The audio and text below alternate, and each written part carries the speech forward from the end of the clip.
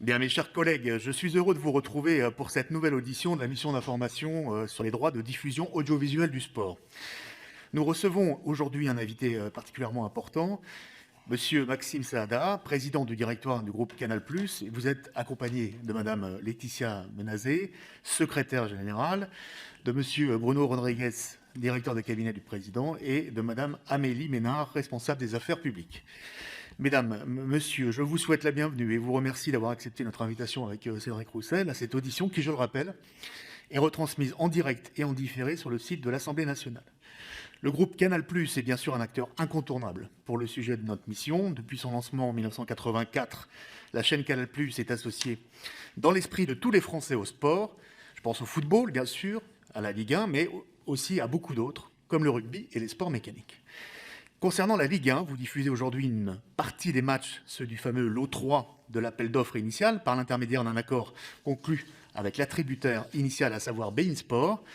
Ce n'est un secret pour personne que la Ligue de football professionnelle et Canal+ entretiennent une relation assez particulière. Je crois qu'il n'est pas de notre rôle, ici en tant que parlementaire, de venir arbitrer entre des acteurs privés et distribuer des bons ou des mauvais points. La justice doit faire son travail pour les litiges dont elle a été saisie. En revanche, nous avons un rôle à jouer pour la définition des règles applicables. Comme vous le savez, le Code du sport encadre depuis 2003 la commercialisation des droits de la Ligue 1 selon des règles qui découlent en grande partie du droit de l'Union européenne. Pour ce qui nous concerne, nous pouvons donc examiner l'adéquation de ces règles avec les objectifs d'intérêt général qui sont les nôtres, à savoir la consolidation du financement du sport professionnel et la solidarité avec le sport amateur. Sans plus attendre, je vous laisse, Monsieur Saada, la parole pour un petit exposé liminaire si vous le souhaitez, qui sera suivi d'un échange de questions-réponses avec le rapporteur de notre mission, Monsieur Cédric Roussel. Je vous propose, merci pour cette introduction, merci de nous accueillir. Nous sommes ravis d'être là, notamment pour revenir sur un certain nombre de contre-vérités qui ont été énoncées devant vous. Ce que je propose, c'est peut-être de passer directement aux questions-réponses, si ça vous convient, et éventuellement, si vous me le permettez, si certains points ne sont pas abordés lors de ce questions-réponses et qui nous semblent importants, j'y reviendrai peut-être avant de conclure. Alors, je donne la parole directement à Monsieur le rapporteur. Merci. Merci, Monsieur le Président. Merci à vous, Mesdames et Monsieur le Président, donc d'être ici, d'accepter de venir vous exprimer en clair, voilà, devant cette chaîne de l'Assemblée nationale, donc qui, on l'espère, donc augmentera ses audiences, hein, dans le but d'une acculturation, puisque je fais ce petit clin d'œil parce que vous avez bien compris que cette mission d'information, tel est son but principal, d'ouvrir le débat sur peut-être des erreurs, et on a pu voir au travers des auditions qu'il y a eu peut-être des incertitudes, en tout cas des approximations de la part de certains acteurs, mais c'est plus donc pour comprendre comment on est arrivé à une situation que personne ne souhaitait il y a quelques années, et surtout comment on peut éventuellement rebondir et se projeter vers l'avenir. Donc on a auditionné donc un certain nombre d'acteurs qui ont joué le jeu. Je voudrais peut-être vous interroger, je dirais par ordre chronologique et suivre la chronologie des événements. Vous êtes donc président du directoire depuis le 11 avril 2018, mais vous êtes dans le groupe Canal+ depuis bien avant. Donc peut-être commencer sur cette période de l'avant d'appel d'offres de 2018, avec une situation des droits donc avant de 2018, avant cet appel d'offres-là qui est donc... et notamment donc, le défaut de Mediapro qui est le point aussi et la raison principale de déclenchement de cette mission. Mais donc à ce moment-là, on avait des chiffres donc, qui montraient que le montant des droits télévisuels de la Ligue 1 n'avait pas évolué comme dans les autres pays, comme pour les autres championnats. Donc à titre de comparaison, la Ligue 1 avait vendu ses droits donc, domestiques, hein, sur la saison, en tout cas la période 2019-2022 pour 1,14 milliard d'euros. Et la Première Ligue, elle, sur la même période, pour un montant de 1,8 milliard d'euros. Je précise domestique, puisque notamment l'exploitation et la valorisation des droits de Première Ligue à l'international est assez importante au regard des autres valorisations des autres championnats. Bon, tout ça mettait en avant, en tout cas, un certain retard peut-être, en tout cas dans la progression, dans la valorisation des droits de la Ligue 1 déjà. Donc comment expliquez-vous, puisque vous êtes exprimé sur ce sujet-là, donc avant l'appel d'offres de 2018, comment expliquez-vous que les droits audiovisuels du football français n'aient pas augmenté dans les mêmes proportions quelque part que les droits de tous les autres principaux championnats, et doit-on penser que c'est immuable, que le championnat espagnol ou allemand vaut ce qu'il est normal de s'habituer à ce qu'il soit 2 fois le championnat de France, et ça eu égard notamment Mais là, bon, je reste sur la période avant 2018, mais votre sentiment là sur Très bien. On peut peut-être montrer la première diapositive avec en effet l'évolution des coûts du championnat, où on voit ce que vous dites, c'est-à-dire qu'avant l'arrivée de Mediapro, on est dans une relative stabilité du coût des championnats. Vous voyez là, depuis l'appel d'offres 2005, donc on est remonté assez loin, où Canal fait face à TPS, puis Orange, puis Bein, puis en effet la période Mediapro. Et donc, d'ailleurs, c'est une des contre-vérités qui a été énoncée ici. Il y a un certain nombre de personnes qui exprimaient qu'en fait l'inflation n'était pas si importante, notamment M. Aurès qui s'est présenté ici, qui a expliqué qu'en fait, peu ou prou, il payait la même chose que Canal. Je ne sais pas comment on peut faire énoncer ce fait quand on voit qu'on a eu une augmentation de 60% entre le cycle 2020-24 et celui de 16-20, et où lui proposait pour la Ligue 1 uniquement de s'acquitter d'un montant de 784 millions d'euros, là où Canal+ payait 540. Donc peut-être que pour M. Aurès, 250 millions d'euros, c'est à peu près la même chose, mais pour nous, ça fait quand même une grosse différence. Et d'ailleurs, à peu près, même exactement le prix que paye Amazon aujourd'hui pour 80% de la Ligue 1. Donc on voit bien que c'est une somme. La question que vous posez sur la valeur du championnat, et en effet, c'est une référence, et qui a d'ailleurs, comme vous le mentionnez, sans doute conduit à beaucoup d'erreurs de la part de la Ligue de football professionnelle, qui était obsédée par cette comparaison à des championnats étrangers, et par la nécessité donc d'absolument atteindre ce milliard d'euros, en comparaison notamment aux droits de la Première Ligue, qui est encore en train de battre un record d'ailleurs, comme vous l'avez vu aux États-Unis, aux droits de la Liga, aux droits de la Serie A ou de la Bundes, etc. Je pense qu'il faut d'abord revenir quand même sur la culture du football, qui n'est pas du tout la même en France que dans ces pays. Et on a un certain nombre d'indicateurs, donc moi je pense que cette comparaison, elle est infondée. Il faut revenir à la valeur du championnat, à un certain nombre d'indicateurs fondamentaux sur la valeur de ce championnat, et il faut revenir à la valeur de ce championnat pour les consommateurs qu'on oublie assez souvent, voire qu'on ne mentionne jamais. Combien est-ce que les foyers français sont prêts à payer pour le championnat en comparaison aux consommateurs britanniques, portugais, espagnols ou italiens ou allemands? Quelques éléments. Au Portugal, le JT de 20 heures, en général, consacre entre 20 et 30 minutes au championnat de football, au championnat domestique. Ici, on peut avoir des grandes affiches, les plus grandes, qui sont peut-être mentionnées pendant 30 secondes dans un JT de TF1 ou France Télévisions, les JT qui sont les plus importants aujourd'hui. Les meilleurs joueurs français, contrairement aux autres championnats, les meilleurs joueurs français ne jouent pas en Ligue 1. Plus de 3/4 des 26 joueurs convoqués par Deschamps pour l'Euro de 2020, 20 sur 26, jouent hors de France. Si vous regardez les 2 finalistes, l'Italie et l'Angleterre, c'est plutôt l'inverse. C'est 2 joueurs uniquement sur les 26 de l'Angleterre qui ne jouent pas en Angleterre. On est dans une situation qui n'a absolument rien à voir. Elle est totalement incomparable sur la situation entre la qualité des joueurs, qui sont les meilleurs joueurs français qui sont en équipe de France, et les meilleurs joueurs du championnat domestique qui jouent dans leurs équipes nationales. C'est d'ailleurs une des raisons qui explique la valeur croissante du top 14. En rugby, on est dans une situation totalement différente, où là, les meilleurs joueurs, non seulement les meilleurs joueurs français jouent dans le top 14, mais les meilleurs joueurs du monde jouent dans le top 14.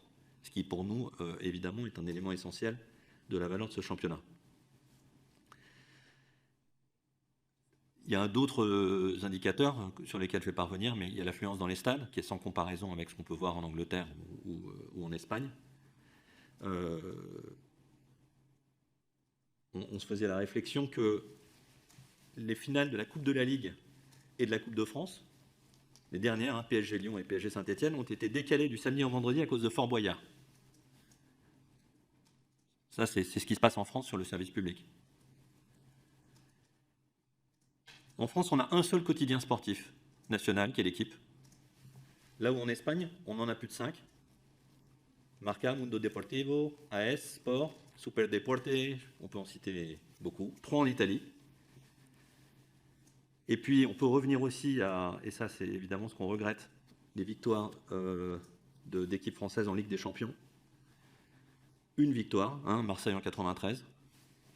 Là où l'Espagne c'est 18, l'Angleterre c'est 13, l'Italie c'est 12, l'Allemagne c'est 7, les Pays-Bas c'est 6, le Portugal c'est 4. On est en fait comparable à l'Écosse en termes de résultats en Ligue des Champions.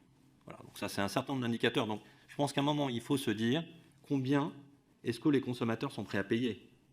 Et quand on voit que la valeur de ce que les consommateurs payent, vous me disiez que vous étiez en Angleterre ou en Allemagne ou dans d'autres pays comme ça, on est parfois supérieur à 100 €, même souvent, par mois, pour avoir accès à l'ensemble des droits du championnat domestique. Nous n'avons pas constaté que les Français étaient prêts à payer ces montants, et on a même constaté l'inverse avec Mediapro, pour avoir accès à l'ensemble des matchs du championnat de France. Et avec un nombre d'abonnés, vous pourriez d'ailleurs le préciser, nettement supérieur pour le championnat anglais. Absolument. Si vous le voulez bien, je peux peut-être revenir, comme vous le disiez, chronologiquement à ce qui s'est produit, qui était le deuxième élément de votre question. Ouais, après, on dit bien. D'accord, très bien. Parce que les périodes avant 2018, 2018 et puis jusqu'à maintenant. Alors, si vous avez terminé sur ce point-là, bon, c'est un sujet hein, qui régulièrement fait débat. Avant le Covid, hein, sur la valeur du championnat. Bah, d'ailleurs, on y est, puisque c'était la période 2018 dont je vous parle. Vous avez mentionné donc le déplacement en Angleterre.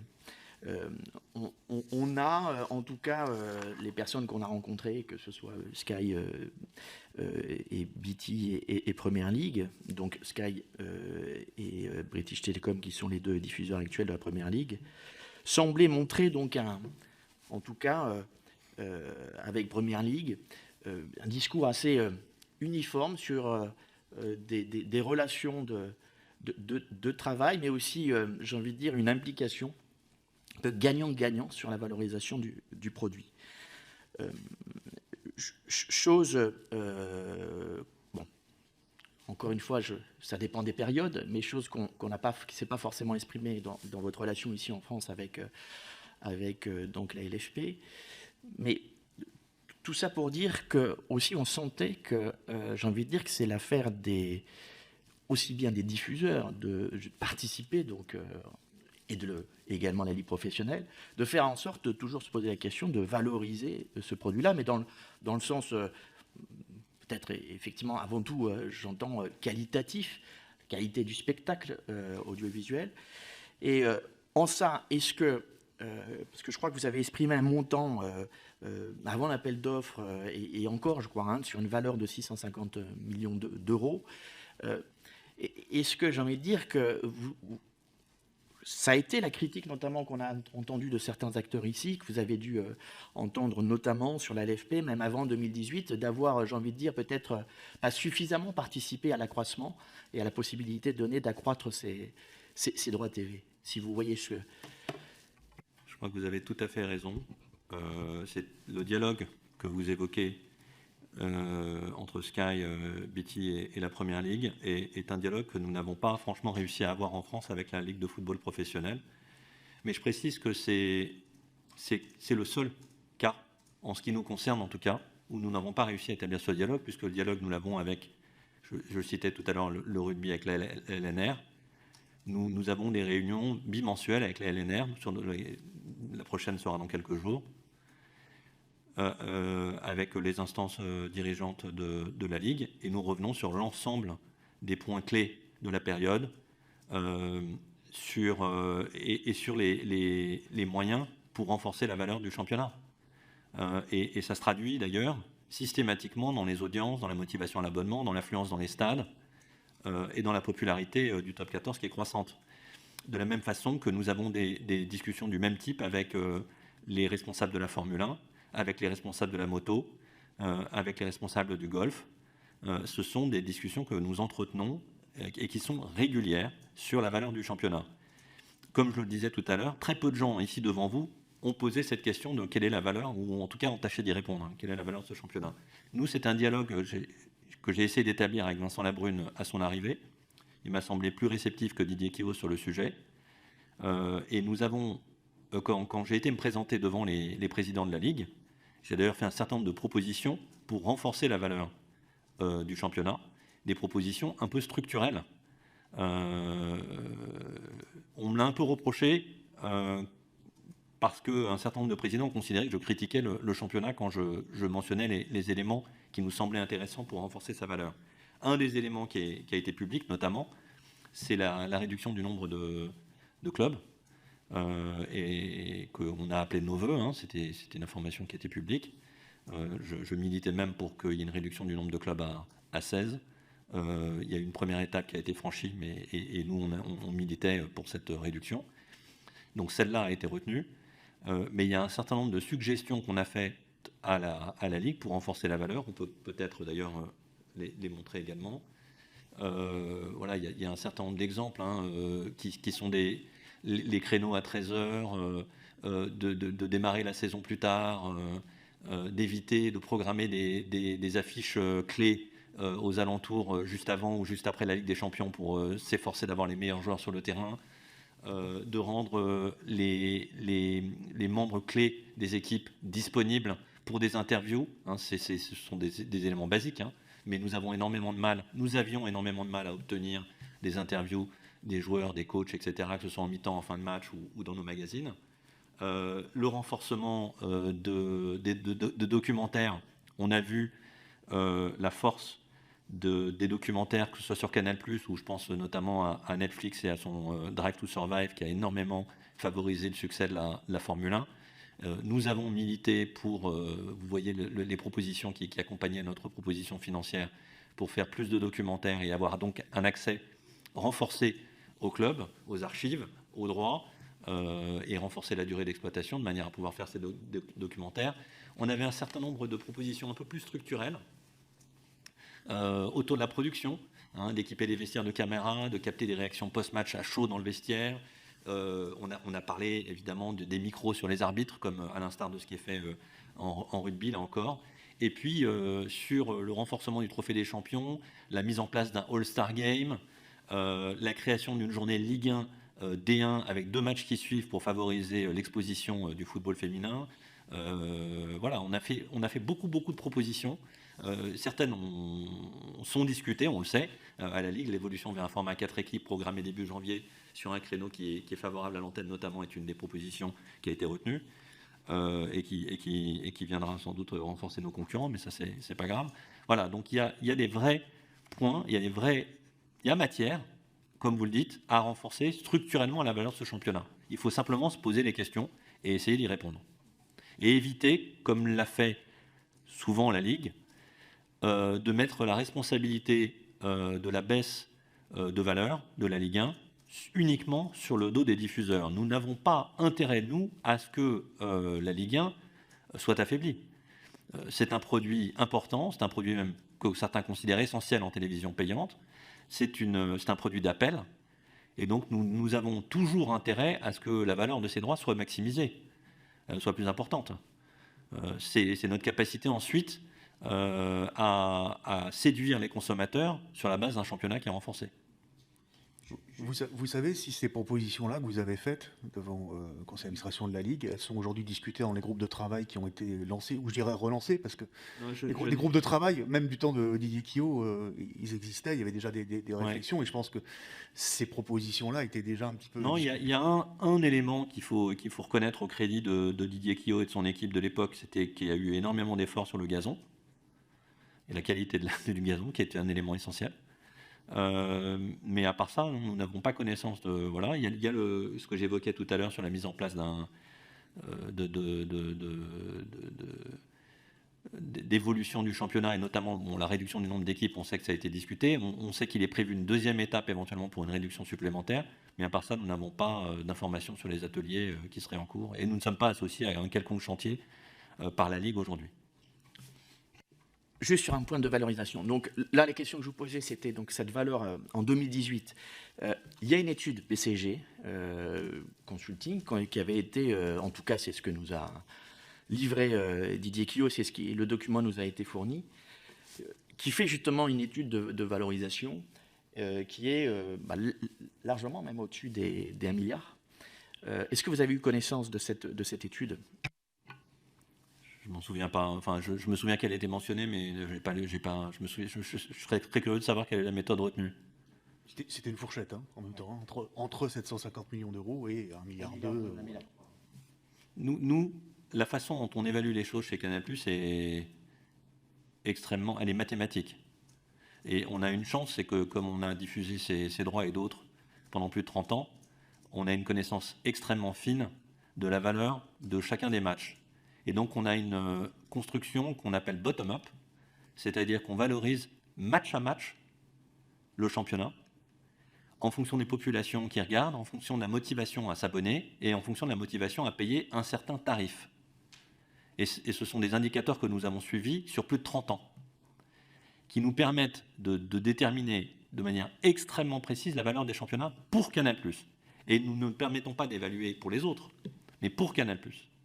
Vous avez ici un tableau dont les chiffres ont été modifiés, mais qui vous donne une idée de la façon dont nous regardons les choses, population par population, avec le parc, avec des gens qui sont qualifiés d'indifférents au championnat, d'occasionnels. On a eu beaucoup d'occasionnels, par exemple, avec l'arrivée de Neymar dans le championnat, de personnes qui ne regardaient pas la Ligue 1, qui regardaient soudain un match ou deux par curiosité pour voir le phénomène Neymar, de fans qui regardent beaucoup plus de matchs, d'ultra-fans, voire d'ultra-fans plus. Alors ultra-fans plus, ils regardent quasiment tout le championnat. Ultra-fans, c'est plus de 8 matchs par mois. Voilà, et donc ces populations-là, on les analyse très finement et en fonction de leur comportement, c'est-à-dire est-ce qu'ils s'abonnent, est-ce qu'ils restent abonnés dans la durée, est-ce qu'ils sont fidèles, combien sont-ils prêts à payer, et ensuite que consomment-ils d'autres. C'est ce qu'on appelle vulgairement les béquilles chez nous, chez Canal. Et vous avez 1, 2, 3 béquilles. 0 béquilles, ce sont des gens qui regardent quasi exclusivement la Ligue 1. Et puis vous avez des gens qui regardent de la Ligue 1 et du cinéma français, du cinéma américain, des séries ou d'autres disciplines sportives. Quand vous avez 3 béquilles, vous avez quelqu'un qui va regarder, au-delà de la Ligue 1, largement du cinéma, par exemple, de la série et au hasard la Formule 1. Voilà. Et donc on analyse chacune de ces populations par population et on arrive ensuite à une valeur pour chacun des matchs qu'on cumule en fonction de la disposition des matchs dans les lots, ce qui nous permet d'arriver à une valeur lot par lot, mais de manière extrêmement rigoureuse. Et nous, qu'est-ce qu'on fait ? Le Canal n'a pas vocation à perdre de l'argent sur quel que soit le droit. Donc nous analysons la valeur maximum que nous pouvons tirer de ce droit, et ensuite nous misons en conséquence.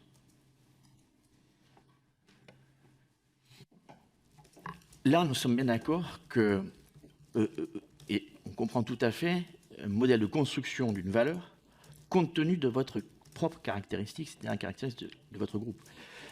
Je ne vais pas parler d'Amazon tout de suite, mais on suppose qu'Amazon a une construction du prix, donc cette bottom-up, en tout cas cette approche bottom-up est complètement différente selon la qualité et la typologie du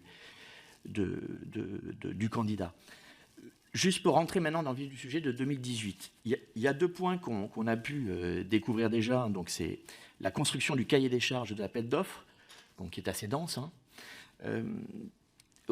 Il y a des témoignages, enfin il y a plusieurs témoignages donc qui convergent pour indiquer que puisqu'il y avait une spécificité pour cet appel d'offres 2018, c'était donc l'introduction et l'option d'une clause de sous-licence. On a entendu donc des acteurs, je crois que on peut le dire, c'est Didier Quillot qui a dit que vous aviez été consulté, en tout cas que les acteurs étaient consultés et que vous étiez favorable et qu'il s'agissait d'une demande qui était aussi motivée de votre part. Juste si vous pouvez revenir sur les raisons de cette option. Est-ce que vous en pensez rétrospectivement peut-être, eu égard donc l'appel d'offres peut-être de 2018 ? Non, en effet, j'étais favorable à la mise en place de la capacité pour les acteurs de sous-licencier. Et j'ai été interrogé par Didier Quillot sur le sujet et j'ai répondu que j'étais favorable. Ce que je lui ai dit et ce que je continue de penser, c'est que c'est un moyen de maximiser la valeur des droits. Parce que ça permet à certains acteurs de valoriser dans un deuxième temps, potentiellement plus, et ça permet de libérer, entre guillemets, les prises de position au moment de l'appel d'offres, avec une corde de rappel pour certains qui se seraient fait piéger, ce qui est arrivé d'ailleurs à Bein, par la mécanique de l'appel d'offres. Donc moi j'y suis favorable. Je savais que le risque qu'on prenait avec cette sous-licence, c'était de faire entrer les acteurs qui ne souhaitaient potentiellement pas exploiter directement ces droits et donc des agences comme Mediapro en faisait partie. C'est toujours le risque, puisque en général l'appel d'offres demande à ce que les participants soient en capacité d'exploiter directement, mais au moment où ils misent, ils n'en ont pas nécessairement la capacité. Avant Mediapro, c'était le cas de beIN Sport, qui au moment où il remporte les droits de Ligue 1 auparavant, n'a pas de chaîne et doit mettre ça en place, et on a bien vu que ça n'avait pas posé de difficultés particulières à beIN Sport. Donc ça, c'est assez classique, et oui, c'est vrai que j'y étais favorable. Et je pense que ça a favorisé, évidemment, la mise de Mediapro. C'est pas du foot, mais du tennis. Juste pour comprendre, cette clause, elle passait nécessairement par un accord préalable de la Ligue pour être actionnée ou pas? Il y a deux modalités. Il y a deux modalités qui sont explicitées dans l'appel d'offres. Il y en a une qui nécessite l'accord de la Ligue et l'autre qui nécessite simplement de l'informer. C'est cette méthode que nous avons retenue. Voilà, dans le cadre de notre accord avec beIN, c'est cette méthode que nous avons retenue. Nous avons informé la Ligue. Ok. Deuxième point. Allez-y, pardon. Excusez-moi, préciser juste un point. En fait, les deux modalités, c'était effectivement le transfert définitif du lot via une cession qui nécessitait l'accord préalable de la Ligue. Et effectivement, via la sous-licence, c'était simplement une information de la Ligue qui d'ailleurs en fait avait connaissance très peu de temps avant la signature effective de la sous-licence des termes de la sous-licence. Mais effectivement, sur la sous-licence, c'est simplement une information. Quand l'ancien directeur général de la Ligue parle devant nous de droit de regard, il n'existe pas dans cette deuxième modalité, on est bien d'accord. C'est uniquement effectivement une information avec une connaissance des termes de la sous-licence. Deuxième spécificité de cet appel d'offres, le droit de match-up. Donc, cet appel d'offres a été structuré sous forme d'une mise en enchère, donc à l'aveugle, successive des lots.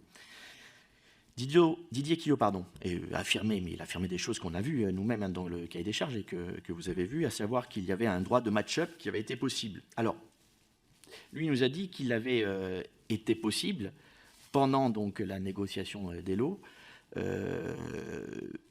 Déjà, je voulais vérifier est-ce que vous avez eu la possibilité, notamment je pense au lot principal, il vous a été donné la possibilité d'actionner ce match-up ou pas?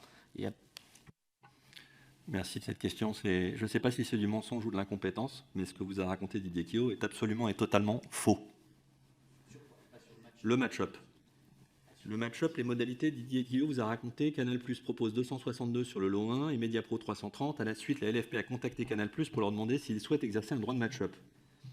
C'est-à-dire la possibilité d'enchérir en donnant le montant, mais sans savoir qui est en tête. Canal+ a décidé de ne pas matcher. En réalité, Canal+ n'avait pas de droit de match-up. Et la LFP ne nous a pas contactés pour nous demander de faire un match-up. Nous avons ici indiqué l'appel d'offres, les termes de l'appel d'offres. C'est une diapositive de l'appel d'offres. Le droit de match-up, il n'est ouvert qu'au candidat le mieux disant sur le lot. Sur le lot numéro 1, Canal+ mise effectivement 262 millions, la Mediapro mise 330.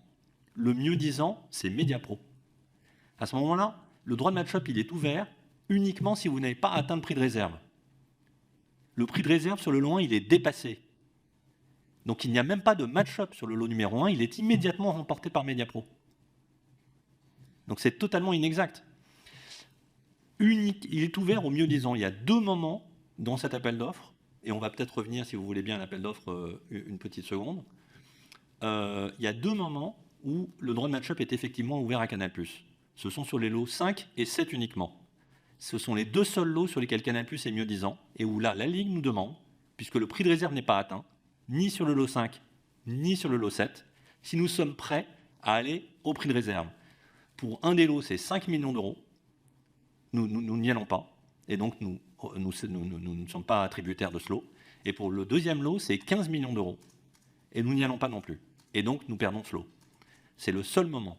Je voudrais simplement revenir, si vous me le permettez, sur la mécanique de l'appel d'offres, parce qu'il y a un certain nombre d'éléments, là aussi, de beaucoup d'inexactitudes qui ont été énoncées devant vous par un certain nombre de personnes auditionnées. Vous avez donc ici la procédure, là encore, une diapositive qui émane de la Ligue 1, comme c'est assez évident en regardant ce slide. D'abord, les lots 1, 2 et 3. On mise sur le lot 1, donc on mise 262 millions d'euros, Mediapro mise 330, et on nous dit très vite, à 9h, ça commence à 9h, à 9h15, je sais déjà que j'ai perdu le lot 1. Comme je vous le dis, aucun match-up, on nous annonce que le lot est attribué de manière temporaire. Pourquoi temporaire ? Parce qu'il y a un lien entre les lots 1, 2 et 3 qui est indiqué ici, c'est qu'il y a un prix de réserve qui les lie. Et donc il y a une étape intermédiaire entre les lots 1, 2 et 3 et la suite, avec une pause d'1 heure, pendant laquelle la Ligue détermine si le prix de réserve global sur la somme du 1, 2 et 3 a été atteinte, et donc s'il y a attribution.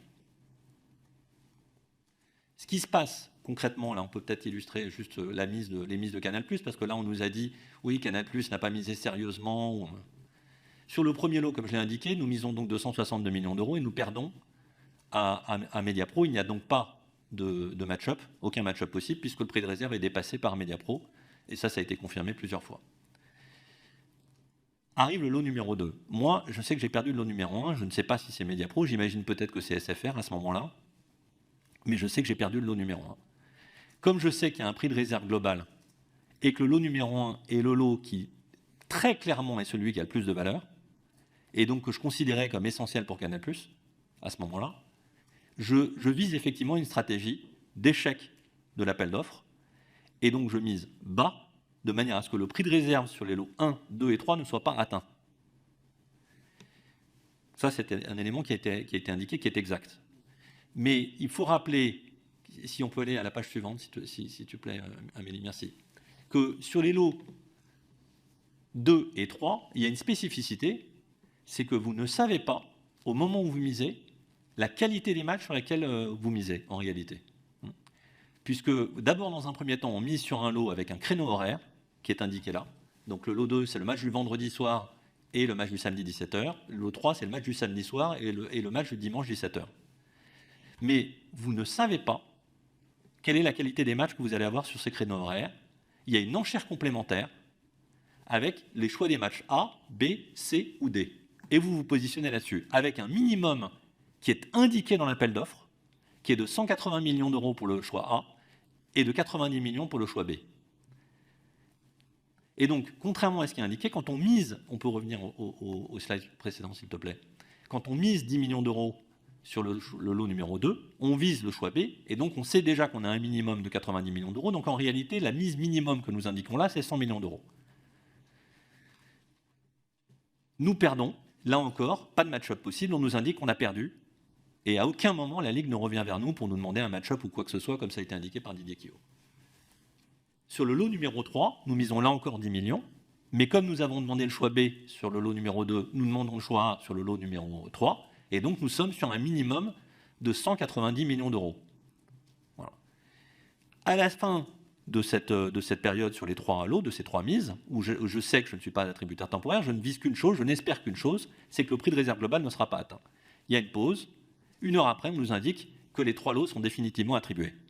Donc à ce moment-là, je sais que j'ai perdu les lots 1, 2 et 3.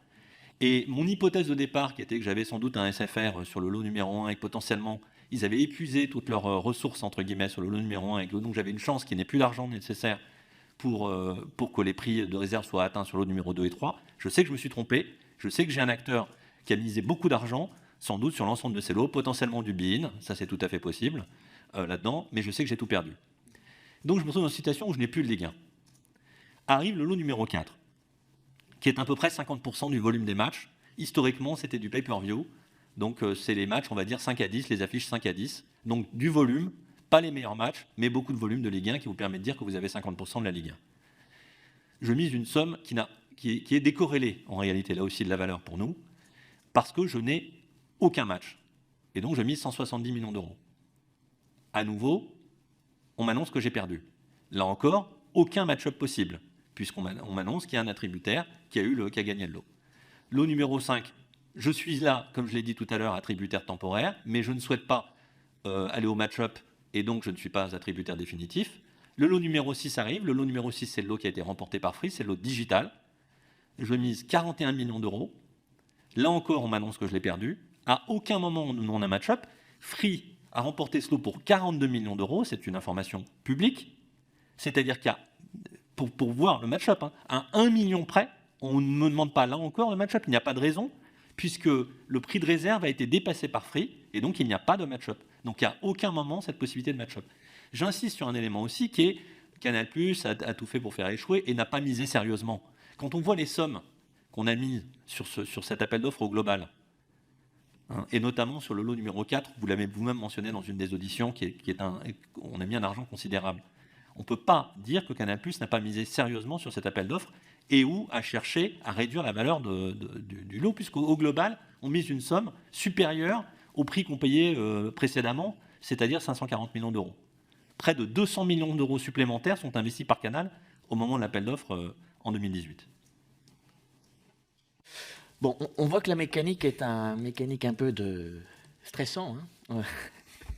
Mais la question que j'ai envie de vous poser, parce que vous avez, je pense, vous avez l'expérience donc de commercialisation et d'achat de droits sportifs dans le monde entier. Déjà, est-ce que cette mise en enchère très particulière, qui n'est pas une règle de l'appel d'offres, puisque c'est une forme d'appel d'offres, on va dire, est-ce que vous l'avez déjà subi pour la commercialisation d'autres droits dans d'autres pays? Non, jamais vu une mécanique où en fait vous êtes quasiment à l'aveugle et au moment où vous misez sur un lot, vous ne connaissez pas son contenu. Et dans les recommandations qu'on ferait, d'encadrement, il y en a une autour de ce point-là. On ne peut pas se retrouver dans une situation où on mise à l'aveugle avec des enchères complémentaires. Et c'est ce qui s'est produit pour beIN Sport d'ailleurs, qui s'est fait piéger par la mécanique, puisqu'en fait, beIN Sport, au moment où il mise sur le lot 3, ne sait pas s'il va avoir le choix A ou B, espère le choix B, et donc payer 90 millions d'euros. Mais en fait, le choix qui a été fait par Mediapro est de viser le choix B. Mediapro remporte le choix B, et donc beIN se retrouve avec le choix A et paye 180 millions d'euros au lieu des 90 qu'ils espéraient. Et donc la somme de 332 millions d'euros pour beIN devient beaucoup plus conséquente que ce qu'ils imaginaient au départ. Ce qui a facilité les discussions avec nous de sous-licence, parce que c'était une somme qui était très compliquée à rentabiliser pour beIN et pas celle qu'ils imaginaient au moment où ils misent. Et il y a un élément aussi qui est très particulier dans cet appel d'offres, et là aussi avec beaucoup d'inexactitudes qui ont été racontées devant vous, c'est les garanties. C'est tout ce qui concerne les garanties. Et je sais que c'est un point sur lequel vous avez mis le doigt assez vite. Il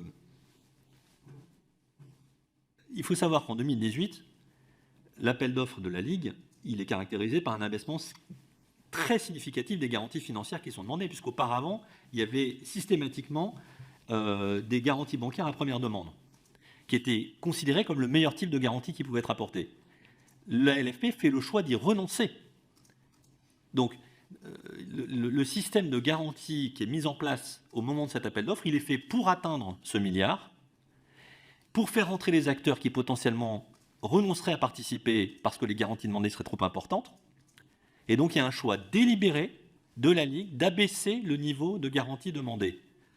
Non seulement ce choix est délibéré, mais en plus il y a un certain nombre d'informations qui sont parvenues à ce moment-là sur le marché, notamment la situation italienne avec Mediapro, où vous vous souvenez, ils sont attributaires, puis finalement l'attribution est remise en cause pour une raison de garantie, et à ce moment-là, l'appel d'offres français n'est pas lancé.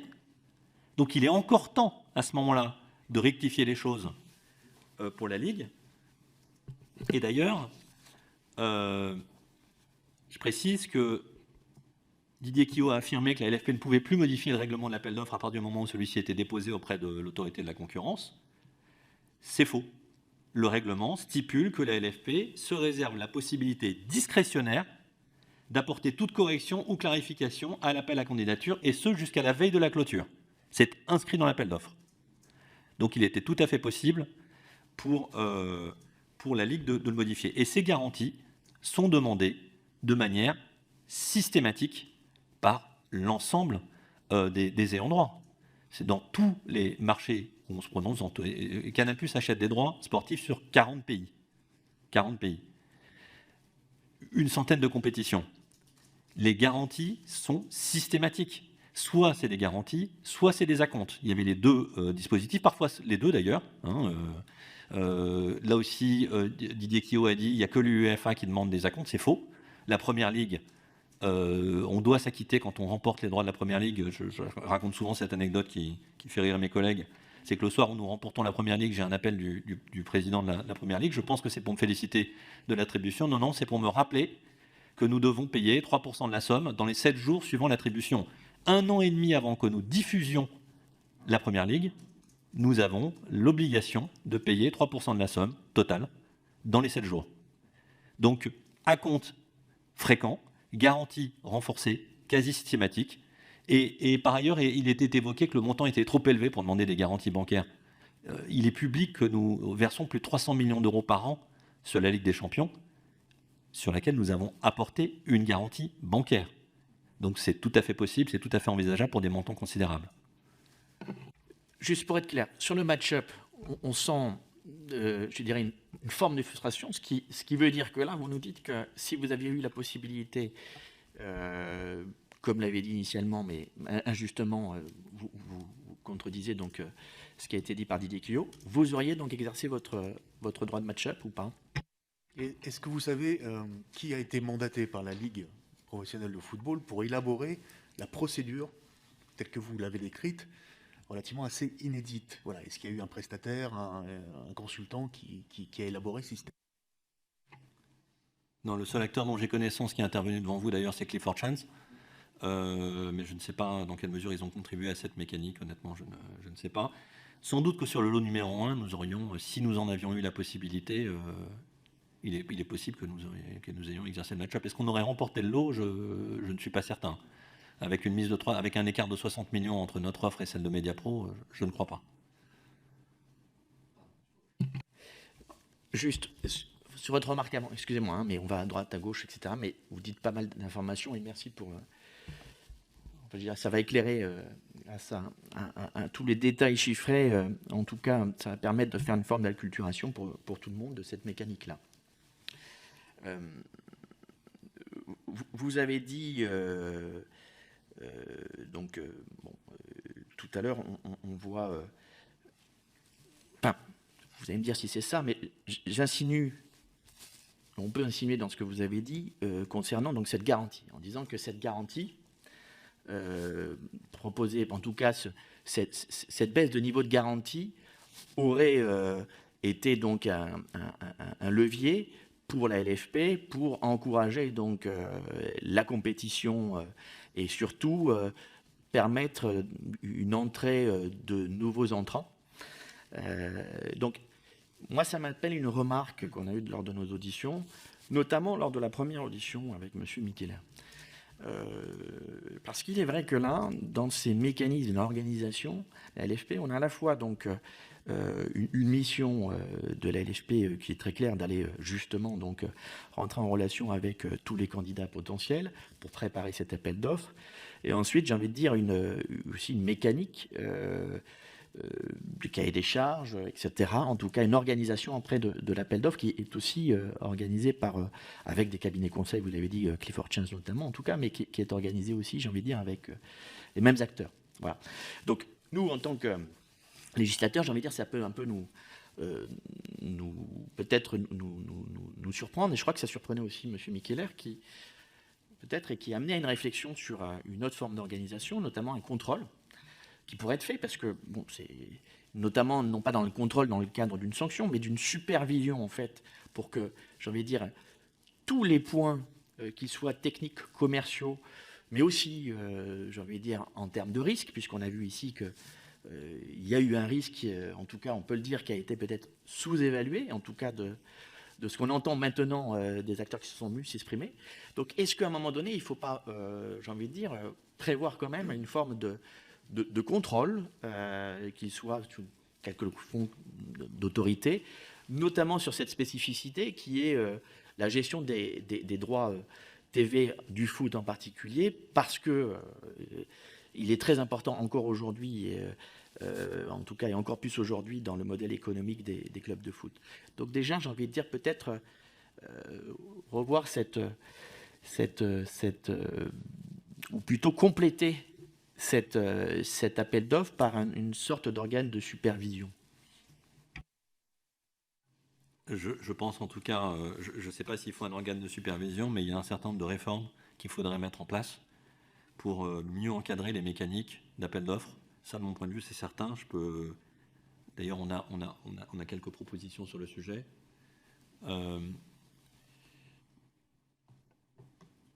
Les enchères complémentaires, j'en ai parlé, hein, d'éviter les enchères complémentaires qui privent les candidats de visibilité sur le prix final, ça nous paraît une condition essentielle. De renforcer les obligations qualitatives, c'est un sujet sur lequel on reviendra éventuellement. Mais on parlait tout à l'heure de la valeur des droits.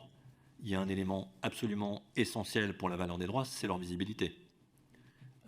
Et généralement, la note qualitative prend en compte évidemment la qualité éditoriale de ce qui va être produit par les rédactions des sports des chaînes, ainsi que la visibilité des droits. Donc ça nous paraît un élément essentiel qui est très souvent négligé, en particulier par la Ligue de football.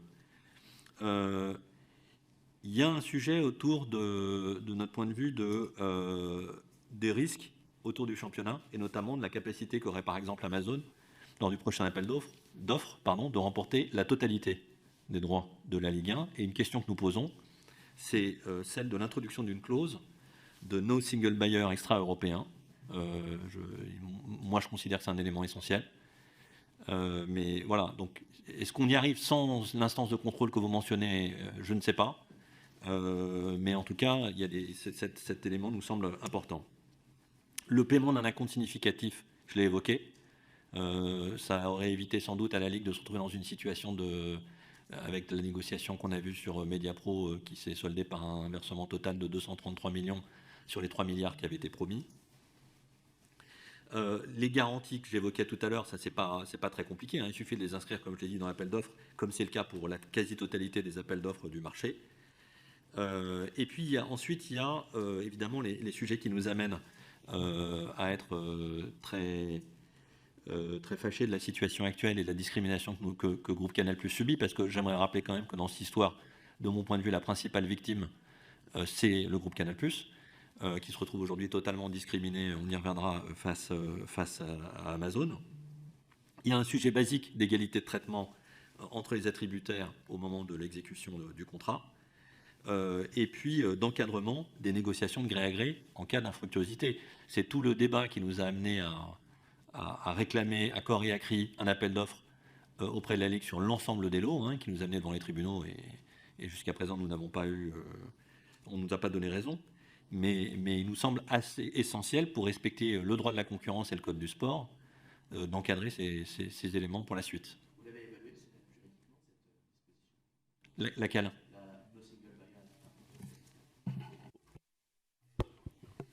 Oui, C'est moi. Oui, on l'a évalué absolument. Le fait qu'elle soit extra-européenne nous semble lui donner une validité effectivement juridique forte. Et effectivement, elle permettrait d'éviter, notamment au regard des obligations qui pèsent sur les diffuseurs français, européens, et en particulier en France, s'agissant de Canal+, nous avons des obligations fortes d'investissement sur d'autres aspects, et notamment sur le financement, vous le savez, de la création. Et c'est vrai que évincer complètement Canal+ du système de diffusion des grandes compétitions de football, possiblement peut avoir des effets de bord extrêmement violents et importants sur le reste du financement de la création. C'est en cela que ça nous semble être un garde-fou assez intéressant pour éviter qu'effectivement ce type de compétition soit systématiquement en fait ensuite diffusé par des opérateurs qui ne sont pas européens.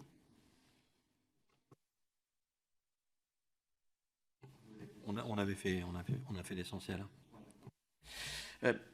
Bon, merci pour ces propositions, bon, qui faisaient partie effectivement, bien sûr, des questions qu'on souhaitait, dont on souhaitait vous parler. Donc, effectivement, intéressant cette mesure, en tout cas intéressant, puisque c'est un peu dans l'air du temps, la souveraineté quelque part.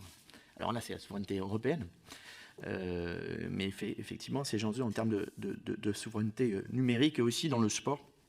Notamment, on avait pu en parler avec nos amis anglais, puisque au regard du cas de Newcastle donc, et de l'investissement d'un fonds souverain saoudien, on nous disait que c'était une question d'actualité politique et aussi économique, voire géopolitique dans leur pays.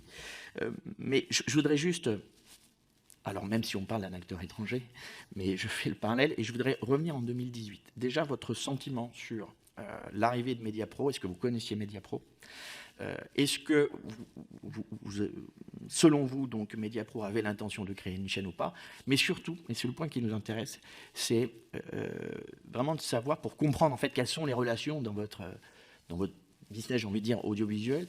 Est-ce que vous avez été contacté par Mediapro, donc après l'appel d'offres, pour rentrer en relation et peut-être qu'on va extrapoler ensuite, puisqu'on a entendu, et je crois qu'il y avait d'ailleurs, ça a donné lieu à une poursuite, en tout cas, je dirais des poursuites judiciaires de la part de Mediapro au titre d'une position dominante dont ils vous accusent, notamment, je crois qu'en 2020, sur des négociations avec vous, un reproche que vous faisiez sur les minimums garantis. Mais est-ce que vous pouvez nous parler de votre avis donc, en 2018 de Mediapro et les relations que vous avez entretenues ou qu'ils ont entretenues avec vous à partir de 2018 jusqu'au lancement du championnat de 2020. Et petite question complémentaire, puisque nous avons interrogé un certain nombre d'observateurs parmi les meilleurs spécialistes du marché des droits sportifs et de leur diffusion, notamment dans nos déplacements à l'étranger, tous nous ont dit qu'ils n'avaient pas été surpris par le fiasco de Mediapro et par l'échec de Mediapro,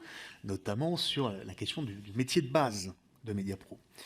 Et alors, il se trouve que donc on a aujourd'hui des acteurs qui ont été en situation de décider, qui sont en France, qui se sont trompés, qui n'avaient pas été à l'époque, qui ne se sont pas posé ces questions, qui ne sont pas interrogés ou qui n'ont pas été surpris comme les autres. Moi, je me rappelle surtout des discours triomphants des présidents de club au lendemain de la victoire de Mediapro sur l'appel d'offres. Ça, je m'en souviens bien. On connaissait Mediapro et on ne peut pas dire que Ramiro ne connaît pas le foot. Il connaît très bien le foot, c'est un acteur important, comme je l'ai dit tout à l'heure, qui intervenait sur les droits dans le monde, hein, et avec lequel on a d'ailleurs toujours des rapports d'affaires. Typiquement sur le territoire africain, nous avons les droits de la Liga que nous avons obtenus auprès de Mediapro. Donc sa réputation dans le domaine est solide. Et c'était un connaisseur du secteur qui n'avait pas une grande expérience en effet de la distribution et de la création de chaînes, puisqu'en fait en Espagne par exemple il s'était associé à beIN Sport pour fabriquer les chaînes et pour les commercialiser, mais qui néanmoins connaissait bien le domaine du sport. Je ne les connaissais pas plus que ça, je n'avais jamais rencontré Ramiro Ores. Dès le lendemain de l'appel d'offres, donc je vous rappelle, 2018, vous avez rappelé vous-même que j'étais nommé président depuis quelques semaines à peine, et déjà je me trouvais dans une situation où je perdais potentiellement la totalité du droit le plus important de Canal+. Donc le samedi, je prends contact, le vendredi on perd les droits, le samedi je prends contact avec beIN Sport et avec Mediapro immédiatement. Et on engage assez rapidement avec l'un et avec l'autre des discussions de sous-licence. Et vous avez ici, voilà, on rappelle que c'est en juin 2018, on commence et donc je rencontre Rores à plusieurs occasions. Et très vite, on discute de schémas avec les uns avec les autres qui sont de même nature, j'ai envie de dire, qui sont proches. Je demande donc à Rores la possibilité de sous-licencier le lot numéro 1. Il me dit que c'est une possibilité dès le départ, qui est pas tout à fait ce qu'il a raconté publiquement, mais dès le départ, nous avons des discussions de ce type. Et il me propose un schéma de JV où nous fabriquerions une chaîne ensemble, et potentiellement même avec beIN Sport. Et d'ailleurs, je m'en suis entretenu avec Isabelle de Silva, présidente de l'autorité, très vite, pour lui dire que c'était un des schémas qui était proposé. Donc je l'ai fait en toute transparence, parce que ça me semblait totalement impossible d'un point de vue concurrence, très honnêtement. Mais c'était un schéma proposé par Ramiro Ores. Et nous avons monté une équipe de chaque côté qui, pendant presque un an, a discuté d'un scénario dans lequel le lot numéro 1 serait sous-licencié à Canal+, en exclusivité ou en non-exclusivité, et il y aurait une chaîne créée qui serait distribuée par Canal+. Et donc le schéma proposé par Aurès était un schéma où on récupérait éventuellement le lot 1 pour Canal, et une chaîne était créée, et Canal était le distributeur exclusif de cette chaîne en France, en contrepartie de quoi Canal versait un minimum garanti à Mediapro. Et là, évidemment, les discussions ont achoppé assez vite. C'est sur le montant de ce minimum garanti qui était demandé par Mediapro. J'ai des échanges de mails, j'ai tout un tas d'éléments tangibles sur ces discussions, et notamment avec des montants qui nous étaient proposés, qui allaient de 474 millions pour le minimum garanti en année 2020-21 et qui montaient jusqu'à 662 millions en 23-24. Ça, c'est ce qui était demandé par Mediapro. Il fallait en plus de ça s'acquitter de la sous-licence du lot 1 numéro 1, donc un montant de l'ordre de 330 millions. Donc en gros, Ramé Aurès nous demandait de payer le milliard qu'il était censé payer lui-même à la Ligue. Évidemment, si c'était pour se retrouver dans cette situation-là, on aurait misé directement sur l'appel d'offres, donc cette situation n'était pas gérable pour Canal. Dès le départ, Ramé Aurès me dit on va se lancer dans des discussions, mais par contre, il faut me prévenir un an avant le lancement si tu penses qu'on ne va pas y arriver, parce qu'il faut que je me prépare à lancer la chaîne. Donc, ce que je sais que c'est un des débats qu'il y a eu, c'est est-ce qu'ils avaient effectivement l'intention de lancer la chaîne. À aucun moment, j'ai eu le sentiment qu'il ne voulait pas lancer la chaîne. À aucun moment, il a évoqué un scénario dans lequel il me sous-licenciait la totalité des droits et il ne souhaitait pas lancer la chaîne. En revanche, dès le début, nous avons discuté de la sous-licence du lot numéro 1. Les choses ne sont pas nécessairement contradictoires.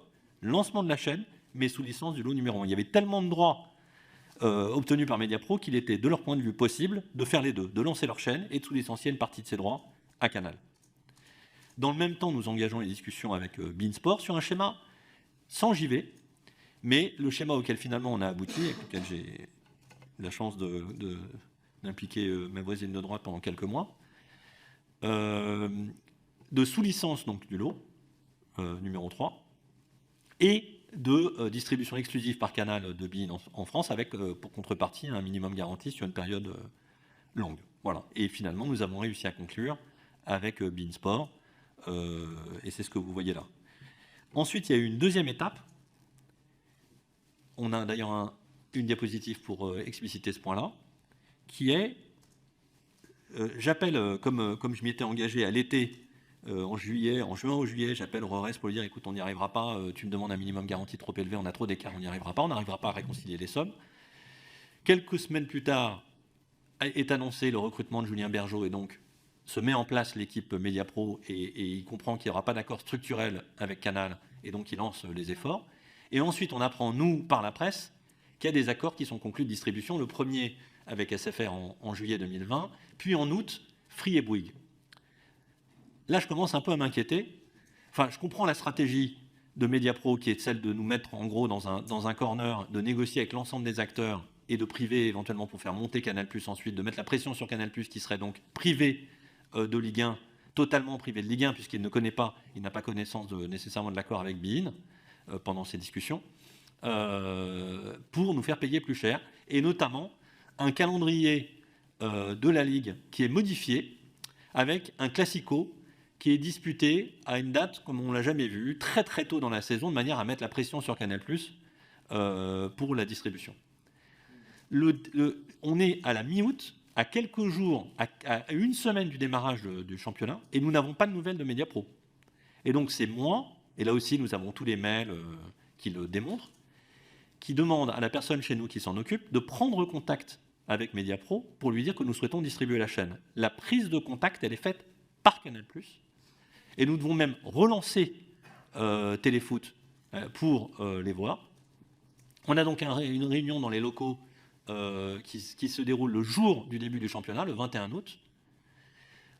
On nous promet une proposition qui ne vient pas, on relance pour obtenir la proposition, vous avez là les dates, le 24 août, etc. Et finalement, le 27 août, nous recevons une proposition où on nous demande 1,5 million d'abonnés, dès la première année, pour distribuer Mediapro. Alors, je voudrais revenir sur ce 1,5 million.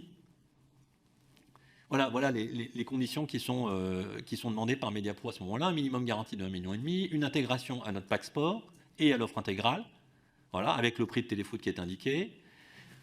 Accessoirement est annoncée une offre, dans l'offre, une version avec la Ligue des Champions qui a été sous-licenciée par SFR à Mediapro. Mediapro nous indique que nous n'aurons pas la version de la chaîne avec la Ligue des Champions. Ils nous demandent un revenu cher de 80% pour eux. Et les conditions qui nous sont demandées avec le minimum garanti d'1,5 million d'abonnés aboutissent à un montant qui serait versé par Canal+ par an, entre 330 et 430 millions d'euros. Voilà ce qu'on nous demande. Alors, un élément important par rapport à cette demande, et notamment celle du 1,5 million d'abonnés dès la première année, je voudrais revenir juste sur les offres Canal+, et vous expliquer pourquoi répondre à ces demandes était totalement impossible pour Canal. Le pack sport, que vous voyez ici, nous avons à ce moment-là un Canal+, qui est en socle, et ensuite un pack cinéma-série, un pack famille, un pack avec les chaînes Canal+, ou un pack sport. Le pack sport, c'est moins d'1 million d'abonnés. Dans ce pack sport, nous avons beIN, Eurosport, Canal+ Sport, et c'est là que Mediapro nous indique que Mediapro doit être inclus dans l'offre de Canal et dans l'offre intégrale qui est à 65 € par mois. Le pack sport, il est vendu à 35 € par mois. On a déjà une marge quasi nulle. L'équipe, le prix public qui est indiqué là, c'est le journal, le quotidien, qui est fourni dans le pack sport. Je précise parce qu'on peut penser que c'est la chaîne. C'est pas la chaîne, c'est le quotidien. Donc là, on nous explique qu'on doit intégrer dans cette offre qui ne rassemble même pas 1 million d'abonnés, sans changer le prix, ou alors en changeant le prix et en imposant à nos abonnés de passer de 35 à 65 €, 30 € de plus, ou de 55 à 85 €. Ce qui évidemment ouvre le droit à résiliation. On ne peut pas basculer un abonné comme ça d'une offre à une autre en lui rajoutant 30 € sans lui demander son avis. Et donc ça veut dire qu'on s'expose à un risque que ces abonnés résilient. Et quand bien même on l'aurait fait, il était évidemment impossible pour nous d'atteindre 1,5 million, puisqu'on a moins d'1 million d'abonnés à cette offre. Donc il aurait fallu aller chercher 500 000 abonnés supplémentaires. Donc c'est totalement impossible. L'estimation qu'on fait, nous, du potentiel est plutôt de 200 à 300 000 abonnés. Et donc nous faisons une contre-offre à Mediapro sur ces bases, contre-offre qui sera refusée pendant toute la durée par Mediapro. Donc c'est bien Mediapro qui ne souhaite pas être distribué par Canal+, qui souhaite faire monter la pression, qui nous prive des droits, et qui signe avec l'ensemble des acteurs avec des montants de minimum garanti qui sont indiqués, y compris par Ores ici, qui n'existent pas. Il n'y a pas de minimum garanti demandé aux autres acteurs, rien à voir avec les conditions qui sont demandées à Canal+. Donc en fait, Mediapro cherche à nous faire, nous, payer la facture parce que les FAI ont choisi de ne pas le faire, et ils sont rationnels. Et évidemment, nous sommes donc dans une situation inéquitable, et c'est pour ça que nous sommes, nous, les premiers, à aller devant les tribunaux en indiquant que, de notre point de vue, il y a un sujet de discrimination par Mediapro de Canal+ par rapport au FAI, et nous sommes privés de la distribution. Je n'ai toujours qu'un seul objectif en tête, un seul, c'est comment satisfaire les abonnés de Canal+. Quand il y a des droits que nous n'avons pas, je cherche toujours à les inclure dans les offres pour les proposer à nos abonnés. Aujourd'hui, par exemple, nous ne distribuons pas Amazon, ce n'est pas notre choix. Amazon ne souhaite pas que son offre soit distribuée par Canal+. Donc on se retrouve dans une situation de même nature, sauf que là, il n'y a même pas de conditions qui ont été demandées à Amazon, il n'y a même pas de discussion, il y a des discussions anciennes qui ont eu lieu, mais pas depuis l'attribution de l'appel d'offres, l'attribution des droits, pardon. Mais on est dans la même situation des acteurs qui ne souhaitent pas être distribués par Canal+. Je voudrais revenir aussi, pardon. Oui, en posant des conditions aussi inacceptables et aussi chères pour vous de distribution aujourd'hui. L'objectif, c'est vraiment de vous faire payer la facture. Et dans cette revente, quelque part de droit, où il y a un autre objectif.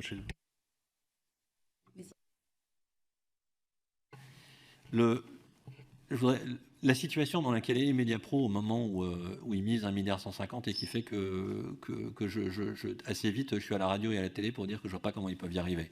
Même si, j'insiste sur un point, économiquement, on sait, nous, assez vite, parce que je l'explique, on a une base de calcul et 30 ans d'expérience, que ça va être compliqué. Pas une seconde, je pense qu'il va y avoir un fiasco comme celui qui s'est produit où 3 mois après le démarrage du championnat, ils ne payent pas. Ça, j'avoue que c'était totalement imprévisible pour nous. Même si on avait quelques doutes sur les garanties, on pensait que la Ligue avait pris ses dispositions pour se protéger de ce risque. vous avez ici les coûts pour Mediapro, les coûts fixes. 784 millions de droits, c'est public, pour la Ligue 1, 50 millions pour la Ligue 2, coût de production 43 millions d'euros, coût de structure 13 millions, coût marketing 10 millions, un total de 900 millions d'euros. Et encore, on n'a pas pris en compte la Ligue des Champions, parce que je comprends qu'il y a eu un accord un peu compliqué entre SFR et Mediapro, et je ne suis pas sûr que Mediapro soit acquitté de droits significatifs pour la Ligue des Champions. Donc on prend cette base de coût de 900 millions. En face, qu'est-ce qu'on met? Le prix de vente de l'offre Téléfoot, qui est l'offre centrale, qui est 25,90 €. Vous enlevez la TVA et la commission de distribution, et vous vous retrouvez à 18,84 €. Un abonné, c'est pas très joli comme terme, durée de vie, mais un abonné de Ligue 1, en moyenne, il reste 10 mois. Donc on a pris 10 mois, on a été d'ailleurs plutôt généreux, parce que, comme vous le savez, la Ligue 1 se joue sur 9 mois. 10 mois, 18,84 €, ça fait 188 € de revenus annuels net par abonné. Vous avez 900 millions de coûts. Vous avez un revenu par abonné annuel de 188 €. Pour atteindre le point mort, il ne faut pas les 3,5 millions qui étaient systématiquement énoncés par Ores en disant on vise 3,5 millions, on vise 3,5 millions. Il fallait près de 5 millions d'abonnés pour rentabiliser cette somme. Au moment où le fiasco Mediapro est annoncé, un chiffre par la presse de 480 000 abonnés, ça veut dire une perte de 65 millions d'euros par mois pour Mediapro et autour de 800 millions sur la première année. Autre élément important, c'est ce qu'on appelle le ramp-up, c'est-à-dire qu'il faut imaginer quand même qu'aucun acteur n'a la capacité de rassembler dès la première année l'ensemble, d'atteindre le nombre d'abonnés visés. Et donc, quand bien même Mediapro aurait atteint le chiffre de 5 millions d'abonnés à 18,84 €, 25,90 € de prix de vente, je le rappelle, pour une offre qui n'est pas à 100% de la Ligue 1, sur la période, nous estimons qu'il aurait perdu près de 2 milliards, même s'il avait atteint l'objectif de 5 millions d'abonnés. Mais juste, là, il manque la pub. Il manque le revenu pub. Vous l'estimez à combien? Puisque je l'estime à 10 millions d'euros maximum. 10 millions d'euros. Oui. Pardon, je voulais juste repréciser un tout petit point sur la distribution Mediapro chez Canal+. Donc, ils nous ont fait cette proposition avec le 1,5 million d'abonnés de minimum garanti. Et nous avons fait une contre-proposition qui était tout à fait honorable, dans laquelle nous avons nous-mêmes proposé un minimum garanti. Je crois que c'est vraiment très important quand même de revenir 5 minutes sur ce point du minimum garanti. On part du principe qu'il était tout à fait absolument nécessaire et classique de le proposer à une chaîne qui venait de se lancer. Il faut voir que ce n'est pas forcément les usages du secteur. Et je voudrais juste faire un petit comparable avec le lancement de beIN à l'époque où beIN s'est lancé, avec beaucoup de droits, comme vous le savez, en 2012. À cette époque-là, c'est une mécanique complètement inverse qui se passe entre beIN et Canal. C'est beIN qui rémunère Canal pour atteindre des paliers d'abonnés. Et c'est très important de voir que normalement, quand une chaîne se lance, elle n'a pas naturellement le droit à un minimum garanti. L'offre que nous formulons auprès de Mediapro, de ce point de vue-là, prévoit ce minimum garanti et est effectivement extrêmement honorable puisqu'elle part sur le bassin de population que nous pensons atteindre avec l'offre Mediapro qui elle-même est déjà diffusée chez les autres FAI qui ont déjà quand même beaucoup recruté sur la chaîne et après le passage du Classico, comme Maxime l'a précisé. Donc effectivement, l'offre que nous formulons était tout à fait honorable et c'est vrai qu'il est important de le repréciser pour évacuer les critiques qui ont été formulées sur le fait que nous n'avons pas voulu les distribuer. Pas du tout. Au contraire, nous avons fait une proposition qui était tout à fait valable. Alors, là on comprend, on rentre dans le moteur, mais plutôt de relations strictement business, on va dire, mais qui sont intéressantes pour avoir un éclairage aussi. Je voudrais juste qu'on se projette un peu sur l'avenir. Vous aviez parlé tout à l'heure de critères qualitatifs à revoir. Il est vrai qu'on a découvert dans la pondération de l'évaluation de l'offre en 2018 que ce critère-là, global, représentait 10% de l'appréciation en fait, de l'offre du candidat. Sachant que ces 10% de notes qualitatives concernaient la qualité de la garantie notamment, l'exposition, etc. Est-ce qu'il y a des propositions ou des choses, sachant que, je dis ça pourquoi? Parce que nous sommes donc au sein du Parlement où il y a certes donc, j'ai envie de dire, une ambition, un objectif de préserver, d'encourager donc tous les acteurs économiques, mais aussi une vue politique dans le sens d'exposer le sport au plus grand nombre Tout ça, pourquoi? Parce que la pratique du sport, en tout cas politiquement, est considérée comme un facteur, outre de cohésion, mais aussi, j'ai envie de dire, de lutte contre la sédentarité, notamment, c'est-à-dire dans des enjeux de santé publique. Voilà. Quand vous parliez de critères qualitatifs tout à l'heure, de quoi vous souhaitiez parler? Je parlais de la qualité éditoriale et de l'exposition. Il y a un sujet d'exposition sur lequel j'ai beaucoup insisté quand j'étais voir les présidents de Ligue 1 en leur disant qu'il y avait un risque pour la Ligue qui était de disparaître des radars, entre guillemets, d'une grande partie de la population, et quelle que soit la valeur du droit, s'il est moins visible, il perd. Il perd, et on a vu, par exemple, que le basket français, qui était un sport beaucoup plus populaire historiquement, avait fait le choix historiquement d'aller sur TPS. Moi, je venais d'arriver chez Canal et qu'en fait, il a perdu en visibilité. Et quand il a perdu en visibilité, il a perdu en valeur. Le choix qui a été fait par la Ligue de retenir Amazon, de ce point de vue-là, est contre-intuitif. Et notamment le fait qu'il soit réservé à une offre qui n'est pas Amazon Prime, mais au-dessus, avec un tarif relativement important, limite l'exposition.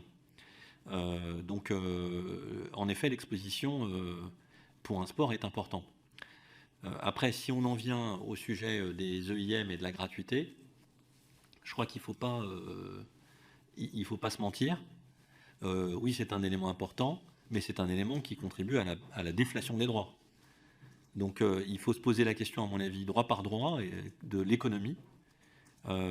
Et savoir que quand on fait le choix de réserver des droits à l'exposition gratuite, on s'expose à la baisse, surtout quand on est dans la perspective de la fusion TF1-M6, où on voit par exemple ce qui s'est passé sur l'Euro récemment, puisqu'on a eu, nous, l'agence en charge de ces droits, qui se considère victime par anticipation de la fusion, puisqu'en fait, TF1-M6 ont misé des montants beaucoup plus bas que ceux qui étaient précédemment payés sur ces droits. Et donc, l'équipe de France. Pardon ? Pour l'équipe de France. Oui, pour l'équipe de France, oui. Pour l'équipe de France. Donc on a une petite idée de ce que pourra donner la fusion TF1-M6 sur la valeur des droits. C'est-à-dire qu'on pourrait demander à ce que certains droits soient exposés gratuitement et retrouver un duopole, on va dire TF1-M6 d'un côté, France Télévisions de l'autre. Mais France Télévisions n'a pas les moyens de TF1-M6, on le sait, pour miser sur des droits sportifs.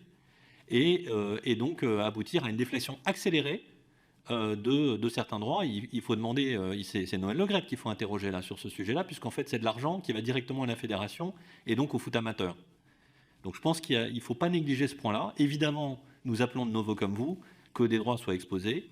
Nous avons par exemple récupéré l'exclusivité de la Formule 1 et nous avons, nous, lancé une consultation de marché pour que des grands prix de Formule 1 soient exposés soit sur TF1, soit sur M6. Aucun de ces acteurs n'a voulu retenir ces droits. Donc voilà, il faut se retrouver il ne faut pas imposer au marché à des acteurs qui ne souhaiteraient pas payer les montants nécessaires pour qu'il y ait une économie de ces droits. On a un peu de mal à auditionner Noël Le Graët en direct à l'Assemblée nationale.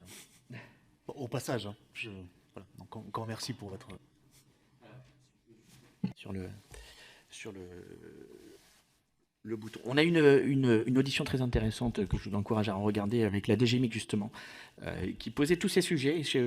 J'avoue que ça a été très, très éclairant notamment, puisque vous avez compris, en tout cas notre démarche, et bien celle-ci, de voir peut-être un autre équilibre ou un rééquilibre entre la maximisation de l'offre, enfin en tout cas, là je parle de la commercialisation des droits TV, et aussi donc son exposition.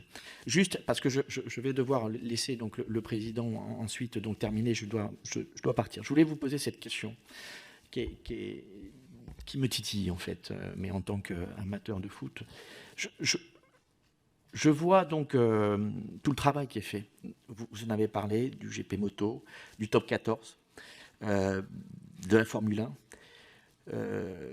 Qui rejoint la question et la discussion qu'on a eue sur, j'ai envie de dire, les relations entre justement le sport et son diffuseur et j'ai envie de dire, cet objectif gagnant-gagnant. Pourquoi c'est si difficile sur le championnat de Ligue 1 ? Je dis ça parce que on a remarqué qu'il y avait certaines, vous-même, vous parliez de l'exposition juste avant, de voir certains matchs sur Canal+ décalés, par exemple de la Ligue 1, est-ce que ça participe ? Est-ce que vous avez constaté que ça a amené plus d'audience ou pas ? Donc, je veux dire, Et d'où cette question qui est un peu une question très directe, c'est est-ce que Canal+ a le souhait de continuer à se battre, parce que c'est une compétition commerciale, économique, mais à se battre donc pour la diffusion de notre championnat de France de foot. Alors pourquoi on a fait le choix de diffuser de la Ligue 1 sur Canal+ décalé, qui est d'ailleurs renommé pour l'occasion Canal+ Sport Weekend, quand il y a une diffusion, parce qu'on avait mis en place le top 14 le samedi soir et le dimanche soir, et que s'il y a une chose qui est importante en télévision, c'est l'habitude, et qu'on avait créé cette habitude auprès de nos abonnés, et qu'on n'a pas voulu remettre en cause cette habitude quelques mois après l'avoir lancée. On avait inscrit le top 14 comme l'élément clé du samedi soir et du dimanche soir. Ça fonctionnait extrêmement bien en audience, hein. On a des audiences croissantes sur le top 14. C'était très bien reçu par nos abonnés, et donc on n'a pas voulu s'exposer à un risque de perturber les habitudes de nos abonnés en positionnant la Ligue 1 sur le samedi soir, par exemple, sur Canal+. Je précise que Canal+ décalé est accessible à l'ensemble des abonnés Canal+. Donc nous ne privons en rien nos abonnés de ces droits. Évidemment, il était important pour nous que tous les abonnés Canal aient accès à ce match, hein, surtout que nous réglons 332 millions d'euros, donc autant les exploiter. Que les moyens de production que nous utilisons sont rigoureusement identiques à ceux que nous utilisons sur la chaîne Canal+. Il n'y a pas de changement pour nous, hein. La chaîne Canal+ décalée, c'est une chaîne Canal+, qui porte le nom de Canal+. Et donc, les moyens rédactionnels que nous y consacrons sont exactement et rigoureusement identiques. Je précise aussi que ce n'est pas une chaîne déclassée, entre guillemets. C'est une chaîne sur laquelle les audiences réalisées sont considérables et souvent de même nature que ceux de Canal+. Pour vous citer un exemple, le Grand Prix du Mexique de Formule 1, que nous avons diffusé le 7 novembre, c'est 783 000 abonnés qui ont regardé ce Grand Prix, c'est-à-dire 15% de nos abonnés, ce soir-là. Donc la même chaîne que la Ligue 1, avec des scores qui, au passage, sont supérieurs. Donc voilà, on ne peut pas dire que la Formule 1 est un droit que nous négligeons, je crois. Donc c'est important pour nous de préciser ce point-là. Je voudrais peut-être revenir, parce qu'on n'en a pas parlé, sur le sujet Amazon, si vous me le permettez. Oui, tout à fait. Et si vous avez d'ailleurs des mots de conclusion, parce qu'il faut qu'on arrête l'audition, mais si vous avez des choses que vous voulez absolument nous dire, c'est maintenant ou jamais. Voilà, monsieur. Très bien, merci à vous. Je vais essayer de rien oublier, alors. Mettez la pression, là. On a évidemment le sujet global, hein, qui est qu'on considère, comme je l'ai dit, qu'en 2018, on est victime de ce choix de la LFP et de cet appel d'offres, de cette mécanique d'appel d'offres qui favorise des acteurs qui n'ont pas les moyens en réalité, mais on ne le sait qu'après, de régler les factures, donc qui créent une inflation complètement artificielle et avec une valeur qui est complètement déconnectée de la réalité. Et ensuite, on se retrouve dans une situation où, comme vous le savez, on appelle un appel d'offres de nouveau sur l'ensemble des droits pour éviter de se retrouver dans une situation où soit Canal discrimine ou soit Canal se fait discriminer. Et malheureusement, c'est exactement ce qui s'est produit, puisqu'en juin 2021, le montant des droits attribués à Amazon nous met dans une situation où en réalité on vous a indiqué deux analyses possibles, mais qui aboutissaient là à la même conclusion. Le premier, si on prend l'ensemble des matchs considérés et que Canal+ paye, c'est une simple division, hein, 4,3 millions par match, là où Amazon paye 700 000 euros par match, c'est-à-dire un rapport de 1 à 6. Je rappelle que Amazon a les 10 meilleures affiches, hein, du championnat dans son lot, et que si on prend uniquement les matchs exclusifs, puisqu'il y a un certain nombre de matchs qui sont codiffusés par les diffuseurs, là, le rapport devient de 1 à 9. Donc la discrimination est évidente pour Canal+, et donc c'est pour ça que j'insiste pour dire qu'en fait, la vraie victime dans cette histoire, c'est bien Canal+, qui se retrouve dans une situation où en fait il subventionne l'arrivée d'Amazon sur le marché avec la complicité de la Ligue de football professionnel. D'ailleurs, a été indiqué parfois, soit par la presse, soit même devant vous, que l'offre d'Amazon était supérieure à celle de Canal+. Alors ça, il faudra m'expliquer comment est-ce que c'est possible quand on a une offre Canal Bein qui, on peut peut-être la montrer, qui a été faite à la Ligue, merci, garantie de 532 millions pour la première saison, 592 pour la deuxième et 607 pour la troisième, avec un variable qui s'ajoute, qui va de 35 millions d'euros pour la première année à 103 millions sur la dernière, c'est-à-dire une moyenne de 673 millions d'euros, hein, dont 577 pour la Ligue 1 garantie. Comment est-ce que l'offre d'Amazon, qui est de 250 millions d'euros, peut être supérieure à celle de Canal? Ça, c'est quelque chose que j'ai toujours pas compris. Donc, on se retrouve dans une situation où on a misé, vous voyez, on a proposé, pardon, c'était pas une mise, parce que c'était du gré à gré, des montants absolument considérables avec notre partenaire Beansport, hein, qui allait donc jusqu'à 700 millions d'euros en dernière année. On est privé de ces droits et on nous impose de payer 332 millions pour 20% des matchs, là où notre concurrent américain, bien plus puissant que Canal+, s'acquitte de 250 millions pour 80% des matchs. Donc évidemment, c'est une situation qui est insupportable pour nous. Nous la contestons. Et donc nous verrons pour la suite, mais c'est un sujet pour nous. Très bien, il me reste à vous remercier, Monsieur le Président du directoire du groupe Canal+, ainsi que toutes les personnes que nous avons auditionnées ce matin pour toutes les précisions et les chiffres extrêmement précis que vous n'avez pas manqué de nous transmettre. Merci beaucoup. À vous.